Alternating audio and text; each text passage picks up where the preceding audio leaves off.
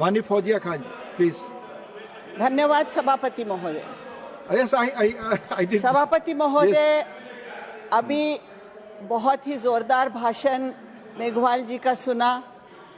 मुझे इस पर एक बात याद आई, इन्होंने एक शेर पढ़ा, मुझे भी एक शेर याद आया सभापति महोदय कि जो उदाहरण इन्होंने इतिहास के दिए हैं, इतिहास के उदाहरण तो देते हैं लेकिन प्रेरणा भी वहीं से लेने की कोशिश करते हैं सर।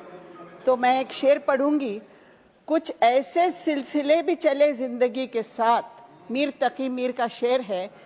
कुछ ऐसे सिलसिले भी चले जिंदगी के साथ, कड़ियां मिली जो उनसे तो जंजीर बन गए।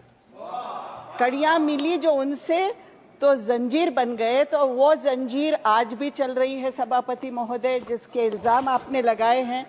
मैं 10 प्रश्न यहाँ पूछना चाहती हूँ सरकार से और अपेक्षित करती हूँ कि ये 10 प्रश्नों का उत्तर मुझे मिले। नंबर 1, जो जमीनी स्तर पर सबको दिख रहा है वो सरकार या चुनाव आयोग को भी दिख रहा है क्या? नंबर 2, क्या घुसपैठियों को ढूंढने का एकमात्र तरीका केवल एसआईआर ही हो सकता है? अगर वोटर्स लिस्ट में घुसपैठियों के नाम कभी भूतकाल में सर डाले गए हों तो वो किसने डाले, किसके हाथों से डाले गए हैं? सरकारी अधिकारियों के। अब एसआईआर जो हो रहा है वो ही कर्मचारी एसआईआर कर रहे हैं या कोई और पवित्र यंत्रणा एसआईआर करने जा रही है? ये मेरा सवाल है सर। नंबर 3 सवाल, महाराष्ट्र में हाल ही में हुए म्युनिसिपल जो चुनाव हुए उसमें दादर नगर हवेली में 80% सीट ये बीजेपी के नगर सेवक बिन विरोध चुन के आए सर, और उसके बाद 100 सीटों पर बीजेपी के नगर सेवक बिन विरोध महाराष्ट्र भर में चुन के आए। इसके पीछे की कहानी सर महाराष्ट्र में आज तक जो कभी नहीं देखी गई थी, अपहरण, डराना, धमकाना, फॉर्म नहीं भरने देना, गुंडागर्दी, ये लोकतंत्र में जायज है क्या? क्या जहां विरोधक ही नहीं वहां लोकतंत्र हो सकता है क्या? ये मेरा सवाल है सर। सर, चुनाव में पैसे खुलेआम मतदारों को बांटे जा रहे हैं और इस प्रक्रिया में सत्ताधारी पार्टियां सबसे आगे है या नहीं, आपको दिख रहा है या नहीं, ये मैं पूछना चाहती हूँ सर। एक हाइपोथेटिकल प्रश्न है मेरा, 5वां प्रश्न। मैंने इससे पहले अपने आयुष्य में 10 करोड़ रुपए कभी नहीं देखे हैं, आपने देखे हैं क्या?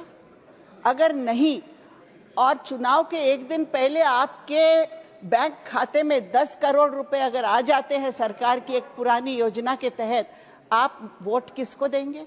तो वो महिलाएं, वो करोड़ों महिलाएं जिनके खाते में 10,000 रुपए चुनाव के दौरान आए हैं, वो वोट किसको देंगे? ये सवाल मैं आपसे पूछना चाहती हूँ सर। सर, नंबर 6 सवाल, क्या 1,80,000 जीविका दीदी ये सरकार के लाखों रुपए का लाभ जिन्हें मिला है सर, उन्होंने पोलिंग बूथ पे ड्यूटी करना चाहिए क्या? सर, चुनाव की प्रक्रिया के बारे में ही बात कर रही हूँ। क्या कोई सच्चा प्रामाणिक गरीब समाज सेवक आज चुनाव लड़ने की हिम्मत कर सकता है या गरीब के लिए अब ये रास्ता नॉन रीचेबल हो गया है सर? ये मेरा सवाल है।